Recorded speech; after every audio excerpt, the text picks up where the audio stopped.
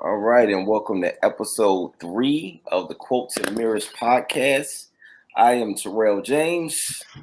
And I am Uncommonterry, and we are very happy to be here. Yes, we are. We are very happy. Can you hear me okay? You hear me okay? Yeah, but You sure? I ain't got to bring the whole thing. Oh, you know what? That the circular. So the mic. So that's the I forgot what. Yeah, I don't know what to call it, either screen of sorts. No, I should know as many studios as I've been in. You should really. Yeah, I'm just having a Don't say brain fart. No, I was going to say a foggy brain moment.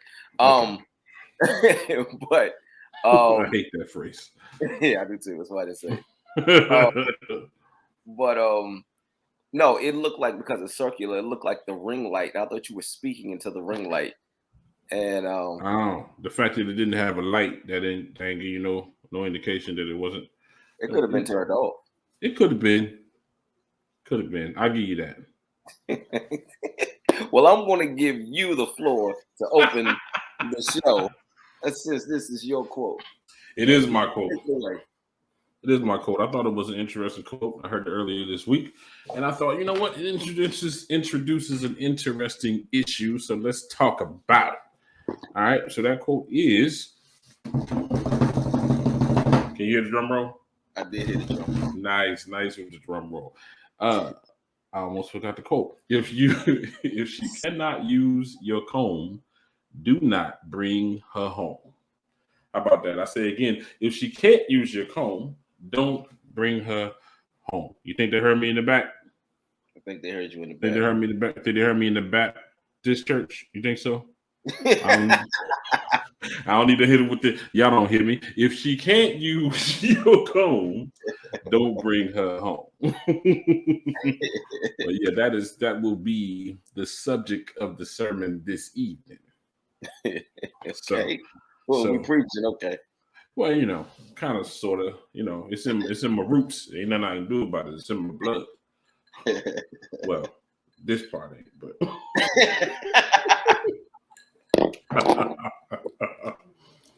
So what you think about that? If she can't use your comb, don't bring her home. What does that mean to you, sir? I think that comes from I don't want to say a place of hate.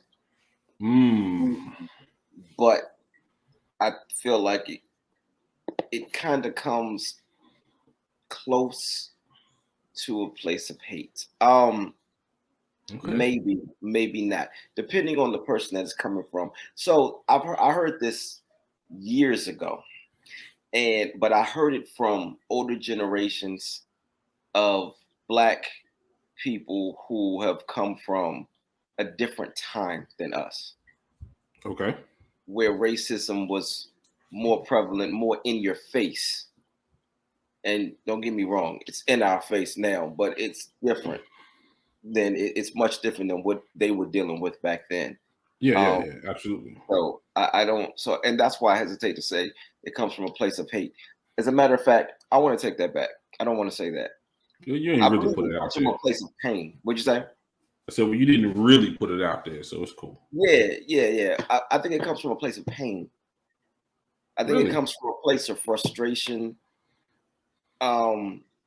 Because if we erase racism, if we erase slavery, if we erase everything that we've ever gone through, then that quote doesn't exist. I don't believe that quote exists. I don't believe it has anything to do with the texture of somebody's hair. I believe it has to do with the things that us as Black people have had to endure. Wow. And then go ahead. Oh, go ahead. You diving deep on this one. You took in a good breath before you went under. Yeah. I think that they are. It's not necessarily like I said. It's not necessarily about the texture of the hair. It's don't bring no white girl home. Now, is it just a white girl? Because a Puerto Rican or a Hispanic young lady, she can't use it any more than a white girl. An Indian young woman, she can't use it any more than a white girl would. So is it really about not bringing home a white woman, or is it about only bringing home a black woman or a black man? Depending. I believe it's about. I think it's more so geared towards white people, just because of the history. Really? Okay. So, do you think that the statement in and of itself is racist? I think. Boy, man, I'm so conflicted. Because. Well, okay. So maybe we should define racist, right? Because racism typically is the idea that one individual is superior than the other based on the other person's culture, origin, color, right? Right. So I would say that the statement it is racial, but I don't know that it's definitely racist. And when you put it that way, it definitely isn't racist. You know what I mean? So then, because I often wonder, they say black people can't be racist, right? And I have to say, I agree with that statement, because we are not about saying that we are better than anyone else. We are about saying that we are not inferior to another, right? But not necessarily. We're not saying that we are superior. So, anytime that we have any type of bias, it is in defense. It is an effort to come from up under. You know what I mean? A previous situation, the previous situation, or actually existing situation. So I don't believe that we can be racist, but you were saying that you think that it comes from a place of pain. And I think that it comes from a place of conservation,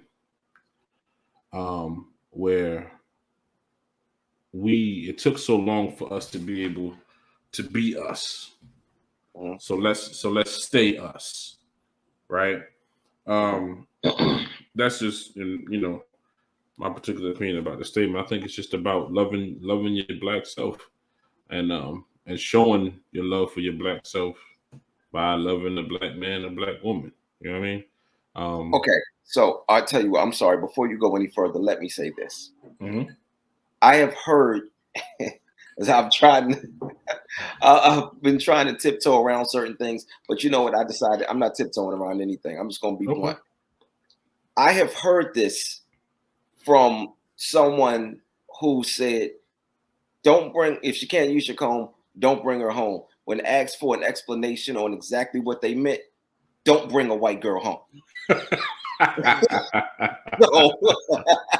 So that's where I'm coming from with this. Okay, no. Because the thing is, that is understandable and probably the most common idea to be conveyed, right?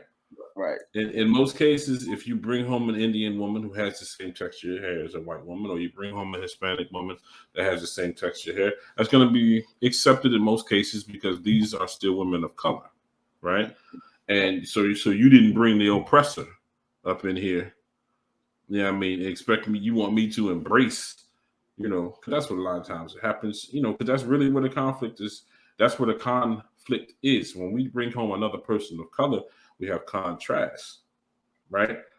But we don't necessarily have conflict. You bring home what is considered our polar opposite, then the conflict has to be resolved from the beginning. Like, you have to erase and I don't know that you necessarily could do that, but you have to erase that from the beginning, because you're just like, what is this? You know what I mean? And I'll be honest with you. So me, it's only ever been a black woman for me, right? But that's just me. I don't think women of other races are even attracted to me. I think I put off a certain energy that says either it's either black or back up. You know what I mean? It's, I don't know.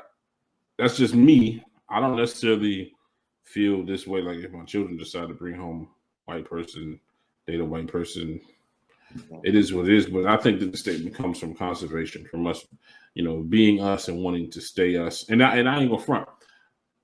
I have a preference, but I don't have a prejudice, right? So if you ask me my opinion, then I'm gonna tell you, yes, I'd much rather you come home with a black person. But if you come home with other than, I'm not gonna look at you sideways. Well, let me ask you, why is that your preference? Why is what my preference? For them to bring home somebody that is black. Well, I guess because for me, I always thought it a bit selfish. Specifically, now let me kind of break it down in reference to bringing home a white person or dating a white person. Mm-hmm. I always thought it a bit selfish as far as interracial dating being black and white, because of it produces, well, let me say, it can produce marriage and then produce kids. And now I got children that at some point I gotta have to stand on either side of the line. Mm-hmm. They're born in a gray area, but that's not where they will exist. You know what I'm saying? Right. And so I think it's always thought, because I'm a bit of a serial monogamous, you know what I mean? So I'm always, when I was in a relationship or pursuing, everybody had their time, okay, when they were just doing their thing. But for the most part, I'm not pursuing a relationship just for the hell of it. I want to build. Mm-hmm. And if I'm going to build to the point of marriage and kids, I just think it's selfish for me to put my children in that position. You know what I mean? And then furthermore, I don't think that my white wife, she can help me and support me as a person. Then she can be sympathetic, but she can't be empathetic, right? Because she doesn't have a direct line to the experience. It's like everything that I experience for her is going to be secondhand, if that, right? Mm-hmm. And so that makes it real difficult for her to do other than stand by me. You know what I mean? She can't speak for me. She can't speak with me. She can stand by me, in my opinion. Right. Whereas my black wife, she can stand in front of me in the event that I can't speak. She can still speak for me. Now, as it pertains to certain issues, you mean, or black issues? Is that what you mean, or just period? No, I mean every issue. That's what I'm saying. There isn't an issue in which she can't really address. A good woman, is going to be able to stand in front of you, period. But if it's a white woman and you get to a black issue, she can stand in front of you. She can be willing to stand in front of you, but she ain't going. She's not going to wield the same power. You know what I'm saying? And so I figure I don't want that. I don't want to be at a place where, first of all, it can cause a whole lot of conflict that don't need to go on. Marriage is difficult as it is, right? Relationships are difficult as it is. So for me to add this element, because I don't care who you are, it is a situation that you're going to have to, you're going to have to at least address it. Whether it is something that needs to be overcome at all, it's going to be addressed. Whether it be your family, whether it be her family, whether it be society as a whole, the two of you deciding how you're going to hold each other down, should somebody approach, that type of thing, it's going to have to be addressed. And so I just feel like it just complicates things where they don't have to be complicated. For me, right? For me, someone else want to do that, that's their business. If you ask me, I'm gonna tell you my preference, but I don't have a prejudice. I'm not gonna look at somebody at an interracial couple sideways and be like, "What is that all about?" You know what I mean? Yeah. So yeah, I get it. Also, but I also think that a lot of things are changing as I'm looking at the generations that are coming after us. A lot of the younger generations, they're not putting up with the racism. They're coming together. I see a lot of black and white. For instance, during a lot of the protests, the Black Lives Matters protests, I saw a lot of white people doing, out there. I've been listening. I've been paying attention. I've just seen a lot of just unity between, even in the midst. I've seen a lot of unity in the midst of the division. but it makes me wonder. All right, I'm gonna tell you a quick little story. So a few years ago, Tyrell was my son, for y'all that are watching. Or listening, right? Or listening. So my son was in school, and the teacher played. I don't remember what. I don't believe it was Roots, because they probably still be there watching that as long as that movie is. Yeah, But that's yeah, but they take a played. couple of days off for that one. Yeah. But we watched it in school. It took a week. It took a week for us to watch it. But his I don't remember what movie it was that they watched, but one of his white friends came to him afterwards and was saying, they said, Terrell, I'm so sorry. I'm so sorry. I had no idea that my people did this to your people. And he just kept apologizing. And these are kids. This was years ago. So Terrell's 16 now, but he was probably about 12 or 13 at the time. And I remember thinking, when he told me, when he shared that story with me, I remember thinking, maybe racism can end with them, with that generation. Maybe, and so when I see interracial couples, especially younger interracial couples, and you're starting to see it a lot on TV now, especially commercials are starting to put that out there. When I start to see it, it kind of makes me hopeful that this racism, that this stuff can come to an end. I know I'm kind of getting away from the point of the quote, but if I tie it, huh? I said not necessarily, because we Okay. still talking. It does. Like I said, it has a. For some people, it is racist. It definitely has a racial aspect. So you're good. Right. Yeah. And I don't believe that it's racist. Now, I do believe that there are. I do believe that there are certain white people that will hear that or see this and think that it's racist. Yeah. But I also don't think that they understand what racism is. Well, they don't understand what it is from our perspective. Right. So, but the thing is, oh boy. All right, I'm trying not to tiptoe, but I'm trying not to. I say go ahead and let it rip. I mean, in reference to that, if I may just interject real quick, they don't understand. They don't understand that black-owned business and whites only are. It's not the same sign. Right. That's not the same sign. They don't understand that. They figure if we saying black-owned business, then we're not saying a white person can't come in here. We're saying that when you do patronize here, you are supporting a black business. Right. They are saying, I don't care where you want to spend your money, unless you're a white person. This is not where you spend it. You know what I mean? That's the difference between those two signs, and so they don't understand it. That's why they ask questions like when you say you want to support a black business, and my wife posted something on Facebook a while ago looking for a black business. Somebody says, "Well, isn't that racist?" No, it's not racist, because it's not about putting down a white person. It's not about putting down a white business. It's about uplifting a black business. And like you said, they don't know, like they don't understand what it is. Like they really don't, because they don't necessarily have a heart that past generations have had. You know what I mean? So they don't understand what the difference is between those two. But yeah, it's a huge difference. Yeah, there's a difference between being pro-black and being anti-white. 100%. Yeah, it's a huge difference. And so going back to the quote itself and tying that into what I just said, there are people. So when I heard it, which is the reason that I was hesitating so much about getting into this, is when I heard this particular quote, they were being anti-white.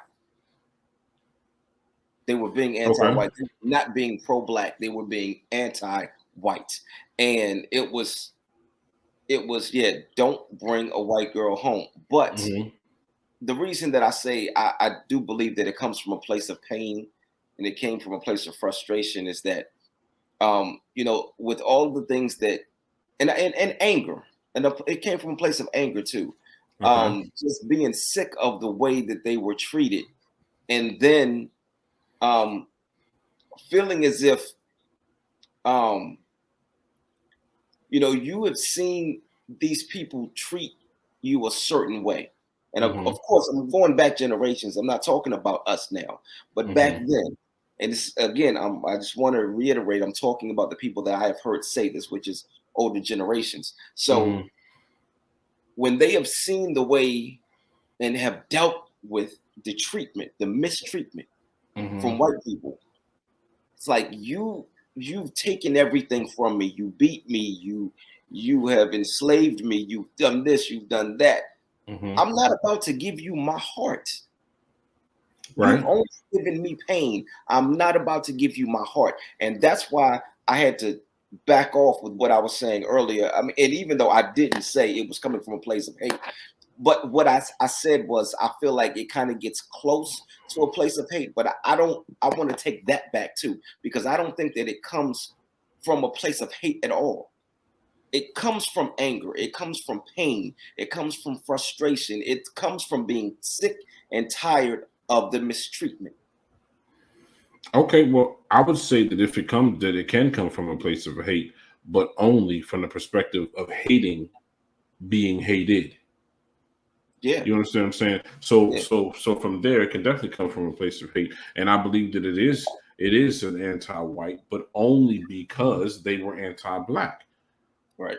You know what I'm saying? There was, there's other areas, that's got, what classism and you know what? I'm not gonna act like I'm super educated and try to run that down, right? But what I'm saying is that they introduced us to this hate. Right. Yeah, I mean, they introduced us to this hate, and it wasn't even like we didn't even return the hate. Instead, it was just leave me alone. It's not a situation. It's not a situation where once you turn your back and walk the other direction, then now I'm in pursuit of you. I'm gonna watch you fade to black. Right. You're gonna get smaller and smaller. And as long as you just leave me alone, I'm good. Right. Yeah. You know what I mean? But once we realized we weren't getting our 40 acres and our mule, or even an apology. You know what I'm saying? Like, fine, just leave me alone. That's it. Just leave me alone. Even the situation in Oklahoma when they chose to, Black Wall Street. They simply chose not to involve white people, right? And so we ain't messing with y'all. Leave us alone. That's it. Just leave us alone. But that wasn't enough. Nope, we gotta go blow this spot up because we can't have this produce another situation like this, and then that produce another, because there's too much power. Right. You know what I mean? So that's all it is. Just leave me alone. So this statement here, if I'm asking you to leave me alone, then if I'm asking the white man, the oppressor, to leave me alone, then I'm definitely going to encourage my children. Do not contradict my situation, my efforts, by requesting that they leave me alone, by bringing somebody in here for me to now embrace. Because that's the thing, man. Black folks, they are, especially when it comes to that situation, we are a loving people. You know what I mean? We are a love. If you do not hate us, we will embrace you. Right. And so even if you come from people that have hated us, right?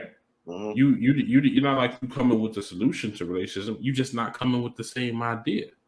Right. Then we will embrace you. I don't have I don't have any problem with, like, given I don't have a lot of white friends, right?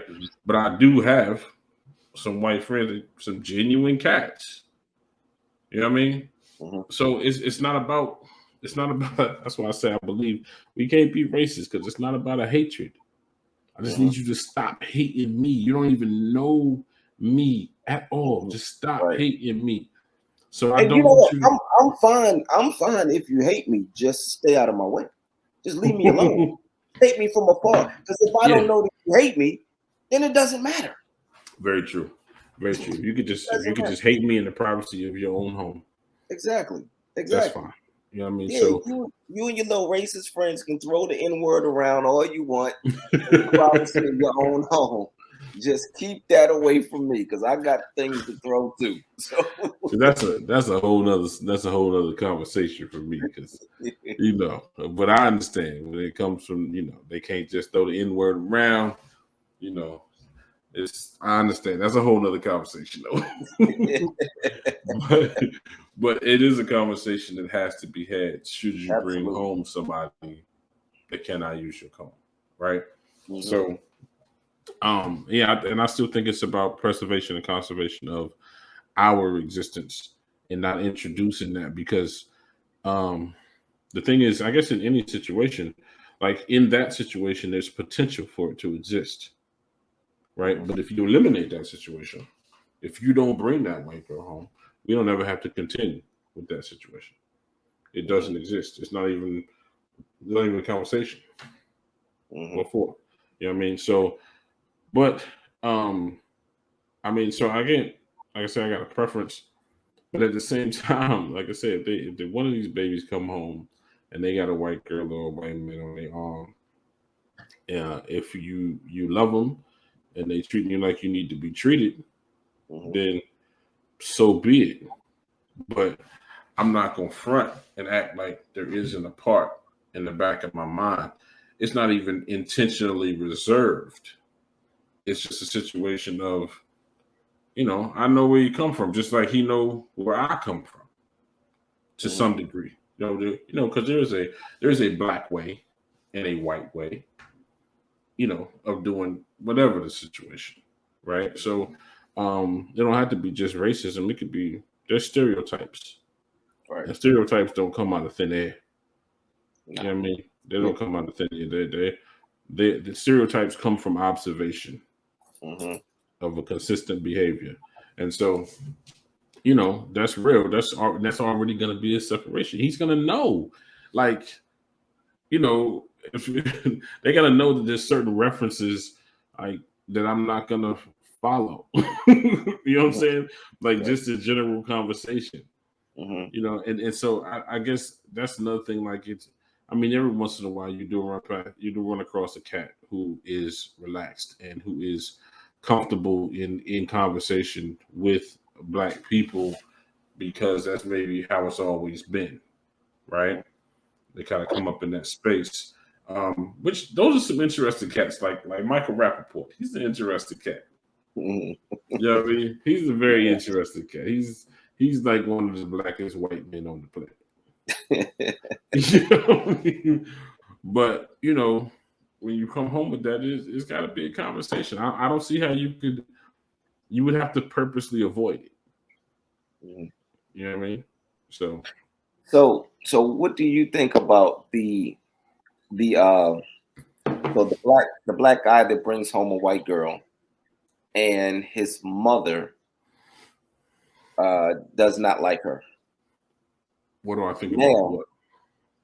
Well, remember I was saying that it doesn't come from a place of hate. I believe it comes from a place of pain and frustration. Mm-hmm. Now, if he brings home a white girl and she does mm-hmm. not like the white girl and she mistreats the white girl and she does not have respect for the white girl, now is it that coming from a place of hate, or has it turned into a place of hate?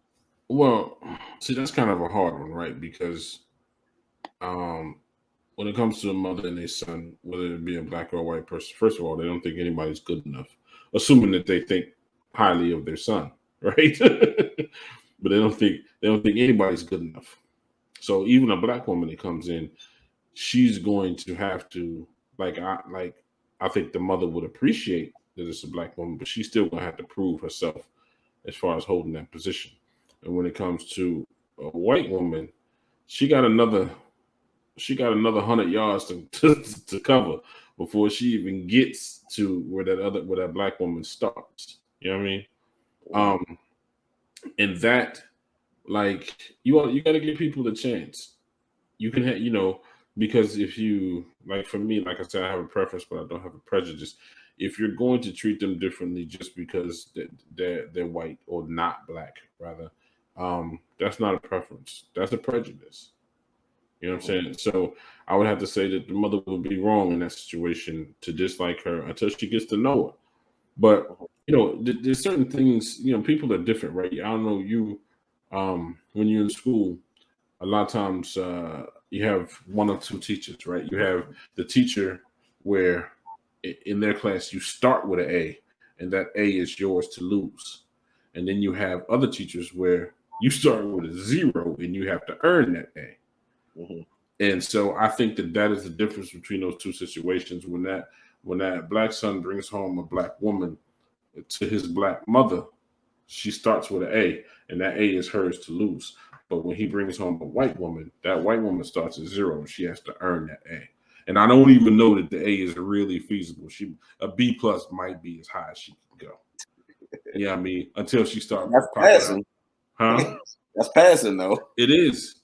It is. And then once you start popping out grandkids, then that A might be available. Right. You know what I mean? Because they're gonna love them babies. They're gonna love them babies. So, that's my response to that in reference to a black mother that decides that she dislikes a white woman because her son brings her home. She gotta earn the A, and I don't know that it's necessarily possible. Because it's gonna be graded harshly. Mm-hmm. You know what I mean? So but it's not, you don't believe it's coming from a place of hate, or it has turned into a place of hate at that point? I don't believe it's coming from a place of hate. It's coming from a place of concern, right? Because that is still something that you're going to have to overcome. Like, it's never going to go away. Mm-hmm. In any event that you decide to build and eventually marry this white woman, that is something that you're going to have to contend with continuously, even in and not necessarily in a negative space, even two interracial couples in the company of one another, they are still going to have to address the fact that they're interracial couple. It may be from a perspective of appreciation for one another, right? But it's a notable situation, and that's what I think people have to understand. Like, it is notable. You know what I mean? I don't have to be prejudiced, but it's notable. Yes, I noticed that a black man is with a white woman. Mm-hmm. You know what I'm saying? It's a notable situation. So you got to just kind of understand. Sometimes, honestly, that's all it is. You know what I mean? Sometimes that's all it is. So, yeah. I mean, but yeah, it's not something that you can just sideswipe. Right.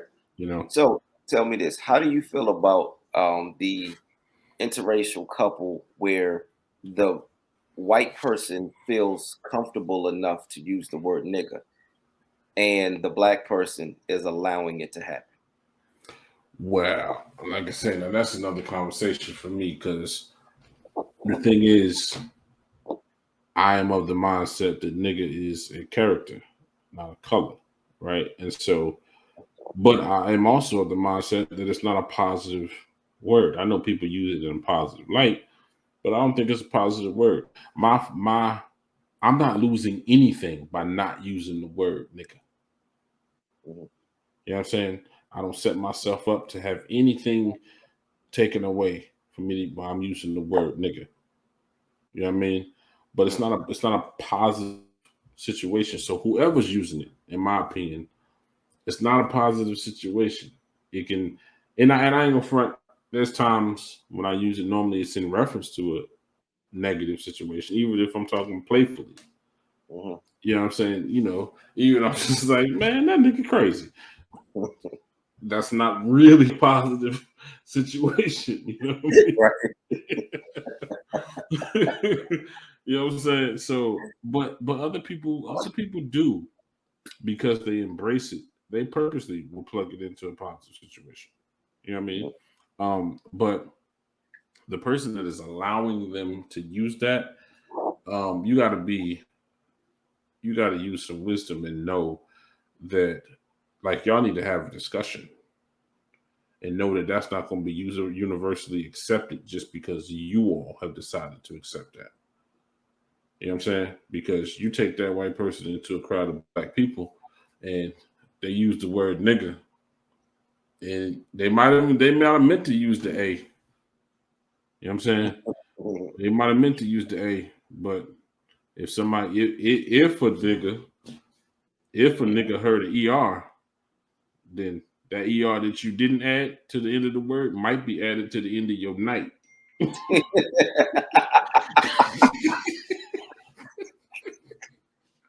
know what I'm saying?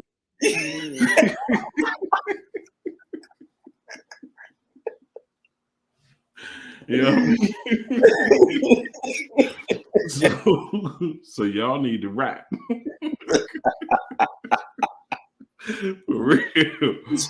Y'all need to rap so that they knows, okay, hold on a second. You know, you might want to pump your brakes here. You know what I'm saying? Like kind of like maybe when you have a pet name, just to make it a little light. Like you have a pet name, or you know, you may not want your wife calling you booty in front of everybody, but at the crib she might call you booty. You know what I'm saying?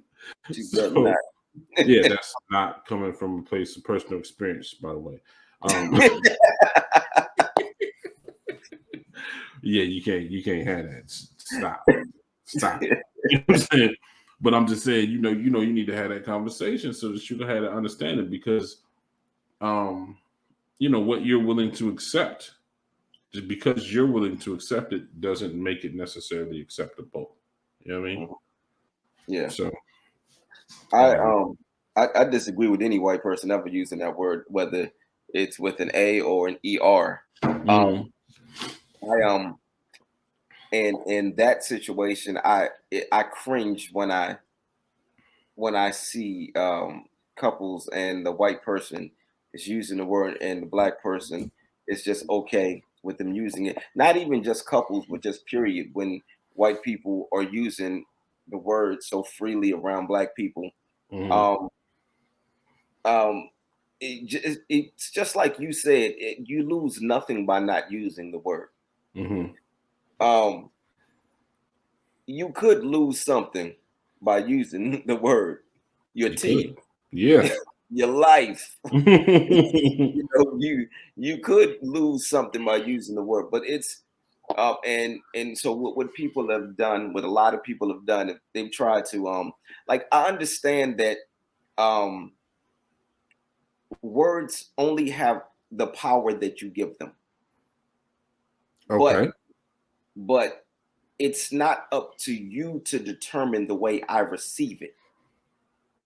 So if I tell you, don't use that word around me, and you keep trying to tell me, well, I don't mean it in a racist way, I'm saying it, the way I hear, black people say it, I'm using it as a term of endearment. I don't care what your intention is.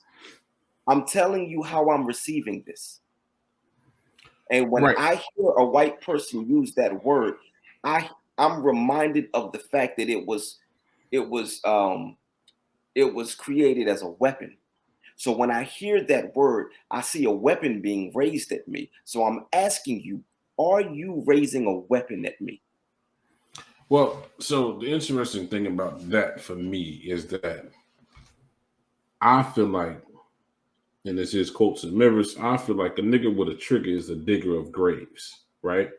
And that is that, and I say that to say that if you can set me off, right, by calling me nigga, one or two graves is being dug, either yours or mine, right?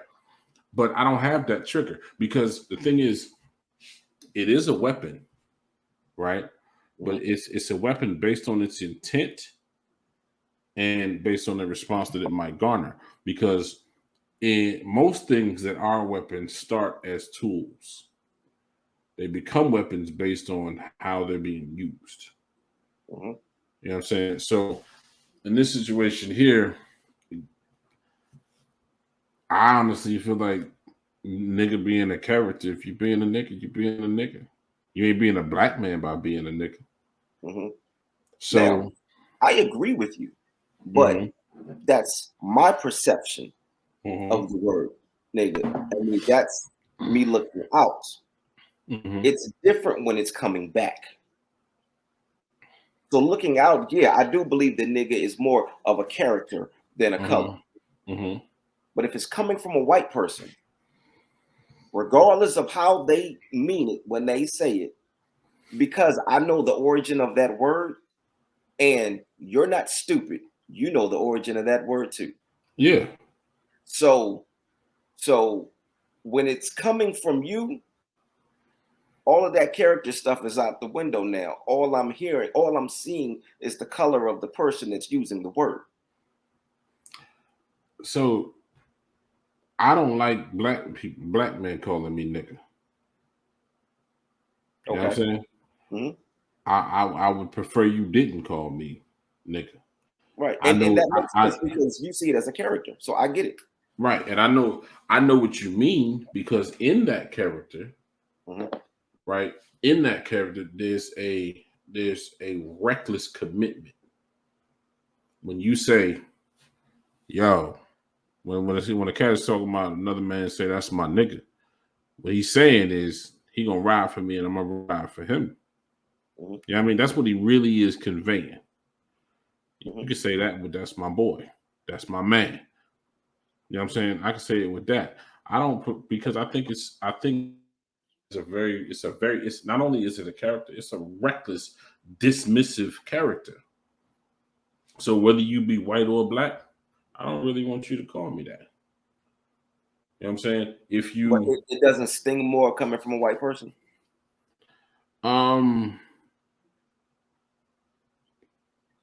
Honestly, I can't say that it necessarily stings more coming from a white person, because I disagree with it entirely. And so if a white man is saying F you nigger, and a black man is saying F you nigger, how is it not the same outcome? Because both phrases are used by both individuals just prior to taking a black man's life. Okay. But for different reasons. So what is the how does that justify anything? How does that separate it at all? Whether I die at the hand of a racist, matter of fact, it makes it worse for me to die at the hand of a black man just because I stepped on his sneakers. It makes it worse for me to die at the hand of a black man. He doing a white man a favor by taking me out. But you're bringing up an extreme case. Now you're talking about killing. I'm talking about just simply using the word. Well, I mean, but I think it comes from the same place. When you use it I mean, both of them can say the same statement, just one ending in ER, one ending in A. Neither one of them mean me any good when they say it. If they both say F you nigger or F you nigga, they both mean, neither one of them mean me any good. They're not wishing me well.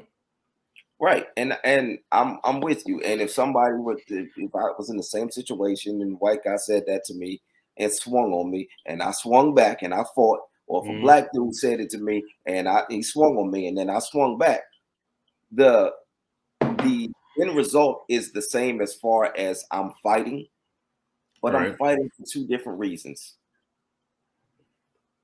I don't think you would be fighting for two different reasons.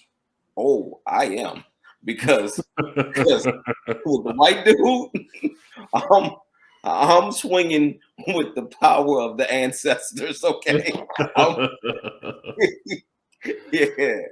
yeah. He's catching these roots. These roots hands. I mean, I can. Okay, so I can see the difference, right? But see, I'm angered for two different reasons. You are angered for two different reasons, but neither one of them are of any value. Correct. That's what I'm saying. Neither one is of any value. You know what I mean? And so for that be the situation, me engaging in either situation doesn't move me forward. It doesn't push me forward. It doesn't push culture forward. Honestly, bringing home a woman that can't use my comb doesn't forward. You know what I'm saying? Just trying to, just coming back to it. I really didn't think about that, but if you think about just simply being pro-black, then anything that constitutes oppression, in my opinion, should be deleted. Anything, regardless to its source, whether it be that white woman that I brought, that I'm coming home and what she's standing for, or the potential of what she's standing for, or whether it be a cat that has decided, F you, nigga, a black man screaming on the street. Mm-hmm. You know what I mean? Because you ain't giving the situation no more respect. Like I said, it don't have any greater value. The end game is still violence. The end game is still ignorance. Not even just the end game. The source is still ignorance. All right, and I agree with you, but my point is that my response to both of them, even though it could be the same response, it is for two different reasons. No, like I said, I agree. Okay, or should I say I understand? It is for two different reasons. But if neither one is of any real value, in my opinion, let me say that, because neither one is of any real value, it doesn't make any sense. It doesn't hold a greater weight one way or the other. You know what I mean? 100 pounds of feathers, 100 pounds of gold. It's 100 pounds. Yeah, but a penny doesn't hold much value. I've dropped pennies. They don't hold value. I'll drop them too. So well, but see, that's the thing for me in reference to that situation. Like, again, just kind of going back to the statement of them not being your comb, don't bring them home. There's such a potential for, not being your comb, not using your comb, don't bring them home. There's such a potential for conflict there in a situation like with that. Like, oftentimes what we don't recognize is if a white man calls you nigger, he's inviting you to be a nigger. And you accept that invitation with open arms. You know what I'm saying? Well, that's why I said and swings on you. That's why I said and swing if he were to swing on me. Oh well, but see, that's not but the typical response is not because of what you said earlier. The word is used as a weapon. Mm-hmm. So he don't have to physically swing on you. He has figuratively fired the first shot by calling you nigga. So if he doesn't swing at me, then my response is different. But that's why I said swing, because we were, I started talking about a situation where they would be fighting. Mm-hmm. So that's why I had to include the swinging thing, because words, I'm not fighting over words. Mm-hmm. They can call me nigger, with all of that stuff. I'm not fighting over words. Not now. I'm not fighting physically. Mm-hmm. But you're going to catch something. You're going to, I am going to say something to you about it. And if you don't like what I say, and then you decide to swing, now it's on. But no, I get you. But the situation deserves to be checked. It is right. It is in position to be checked in that situation. And even further, just kind of going back to the quote, if you think about it, right? All we doing is talking about the quote, and look at where the conversation is right now. Mm-hmm. And all we doing is talking about the quote. We just considering the circumstance. You know what I'm saying? That it actually will be, let alone it actually being a reality. Mm-hmm. You know what I mean? And this is I think where it's coming from, again, from preservation and conservation, because it can give birth to the conversation that you and I are having can happen in a relationship. And I mean, where can it really go? You know what I mean? You all are you're historically opposed to one another. One, because you said your history is that you've seen yourself superior. And my history is not that I've seen myself superior, only that I refuse to accept you seeing me as inferior. You know what I mean?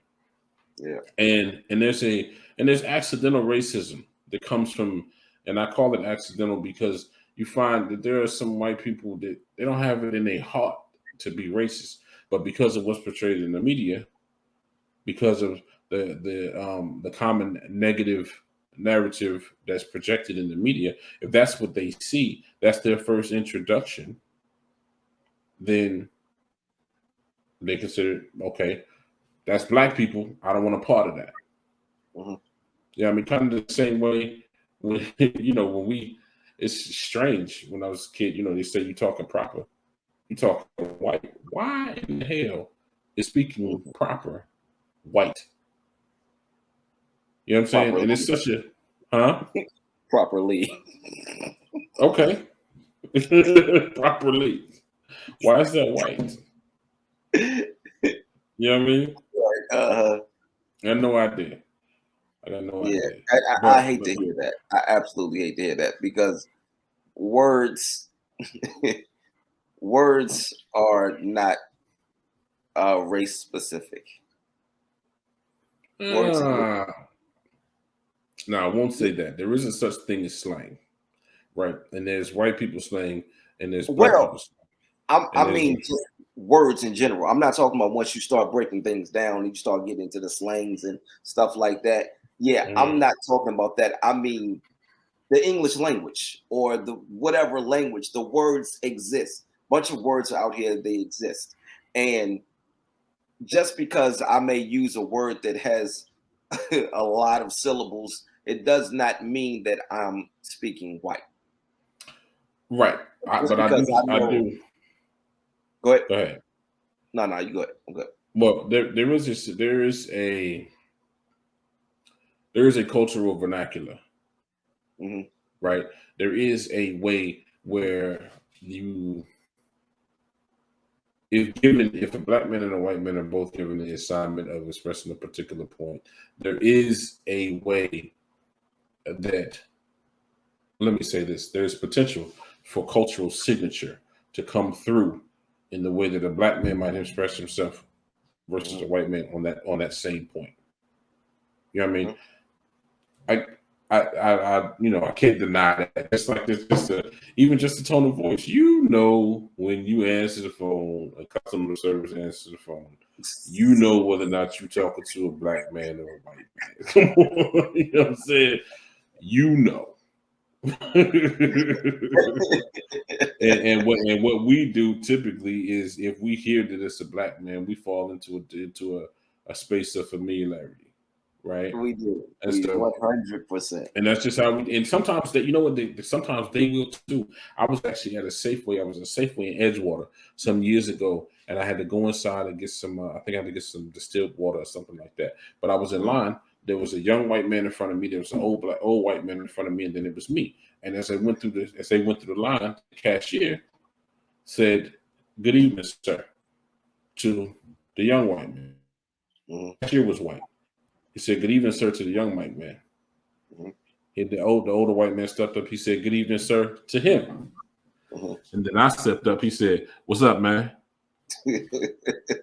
When did we get cool, homie?" You know what I'm saying? when did we get cool? When we was born black. You know what I'm saying? But I'm just saying, when did your customer service shift to now? Now I can go ahead and I can relax a little bit. I don't understand that. You know what I mean? I'm not even sure how we got there just now, by the way.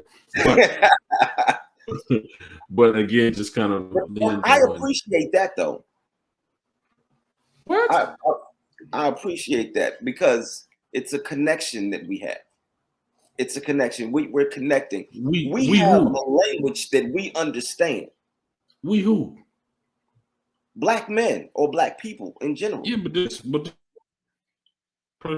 a white man speaking to me. So what was to appreciate about that? Oh, I thought you said that the cashier was black. No, he was white. Got you. Oh, yeah. Okay. No, he was white. He said, "Good evening, sir." Because I watched it. The reason I paid attention, because I'm a fan of customer service. You got good customer service, I'm gonna holler at the manager. I'm gonna say, "Yo, my man right here did his thing." Right. You know what I'm saying? So when I see that good customer service, I see him say "Good evening, sir" as people come up. He's greeting people because a lot of times they won't even greet you. They just start ringing up stuff. Mm-hmm. You know what I mean? But he greeted the young man, said "Good evening, sir." Then he greeted the older man. Actually, excuse me, he greeted the older man first. That's my fault. And I was figuring, all right, respect for elders. Mm-hmm. Then the young white guy come up and he says, "Good evening, sir." Okay, good customer service. Mm-hmm. Then I step up. What's up, man? Hold on, son. What's going on? Why don't I get the "Good evening, sir"? Right. You know what I mean? Mm-hmm. And again, I don't know how we got there, but this statement, this statement, this is what it has the potential to create. Right. Mm-hmm. Yeah, I mean, and it can. I'm not saying that it can't successfully be pursued, but what I'm saying is that it has the potential to create this circumstance and these conversations where the same energy could be put into building up Black. You know what I mean? Mm-hmm. And so that's why I have a preference. But again, you know, I know it's hard to say I got a preference but not a prejudice, because it's a fine line. But I'm not going to tell my children, don't bring home no white man, don't bring home. I'm not going to make this statement and say, if you can't use your comb, don't bring it home. Mm-hmm.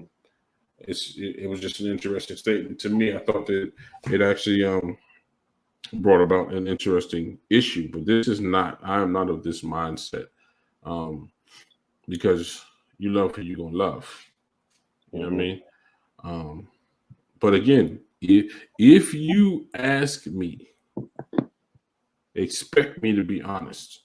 Don't resent me. Don't resent me for my honesty. You asked the question. I didn't bring this up. Mm-hmm. Right. You know what I mean? Don't resent me for my honesty, and don't feel like, you know, I'm being disrespectful because And you can't tell a person how to feel either. Huh? Yeah, you can't tell a person how to feel. See, that situation there, you can't tell the person how to feel, but you can tell the person. I hesitate to say this like you would talk, but you see what it feel like? I can't. Right? Because I can't tell you how to. I can't tell the person how to feel, but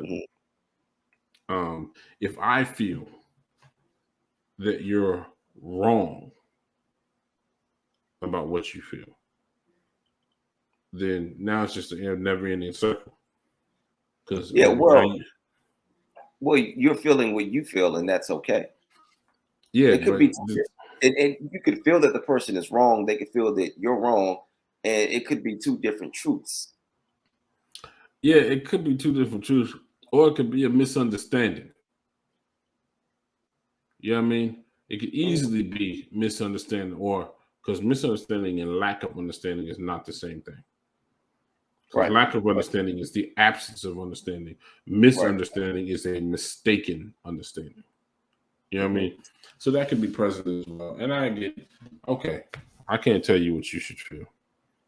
But just because I can't tell you what you should feel don't mean that I agree with you feeling what you feel. I mean, and I don't have to agree for that to be the truth. And we could spin this out further and further and further. You know what I mean? I'm too black and white of an individual, pun intended, to really deal with that gray area. I think that there's certain spaces where things are just what they are. You know what I mean? And I lived in that gray area. But that's part of the reason that this podcast is so good, because you're black and white and my gray. It just comes together. Yeah, colorful, man. You have to give me some insight on how to deal with that gray, because that's where a lot of processing takes place. And I'm more of a. This is the problem. Identify the solution. Execute it. Let's move on. You know what I mean? I'm more of that. I'm that too. So the gray area for me doesn't apply to those situations, because if there's a problem, It needs to be identified. It needs to be addressed. It needs to be fixed, and then we need to move on. So Right. I 100% agree with that. Mm. I guess where I would I guess in an instance like that where I would say there could be a gray area is if there is a difference of opinions on what the problem is, or even if there is a problem. Because the thing is, in order for us to come to an understanding, both parties need to be open-minded. And oftentimes when people are talking, I'm trying to prove my point, you're trying to prove your point. Instead of me maybe just trying to understand why you feel the way you feel. And you trying to understand why I feel the way I feel. See, now we're getting into that gray area. How in the world did we get to this point when from this quote? How did we do this? Well, I guess honestly, we were talking ultimately about black and white, so we can't really help but end up in the gray. And on that note, Have we can reached, wrap it up now. have we reached the end of the third episode, huh? Yeah, no, I figured out how to go ahead and close the show out too. You didn't feel like it was a good idea to tell me before we was live? Nah, yo, you know I like surprises. It's like that's me being in the gray area. You like surprising. This ain't a surprise to you.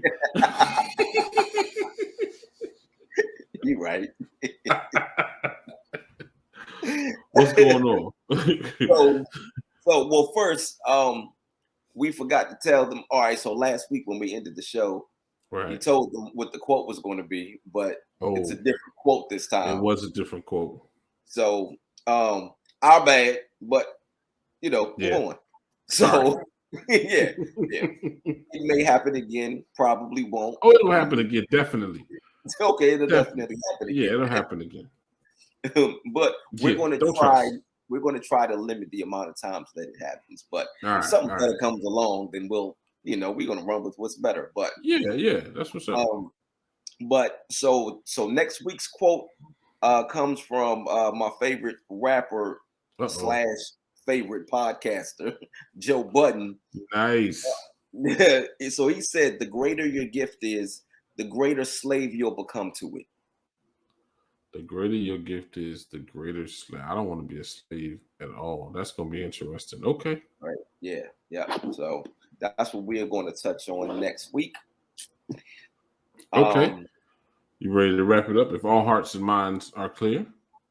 Yes. we want to pass the collection plate around. I mean, you know what?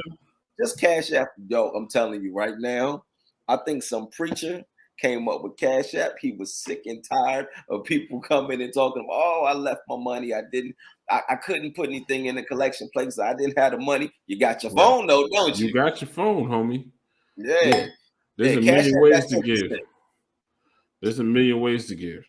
Yeah.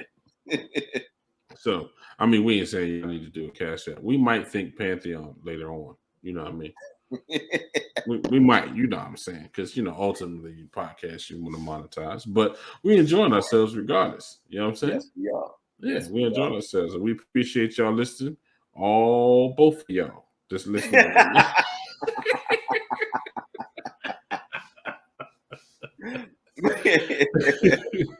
So, and on that note, and I quote, peace out. Peace out. That's how we're going to end it? Just peace out? Yeah. Well, on that note, and I quote, peace out. On that note, and I quote, peace out. Peace out. Yep. All right. Uncommonterry. We out of here. Quotes and mirrors. Nah.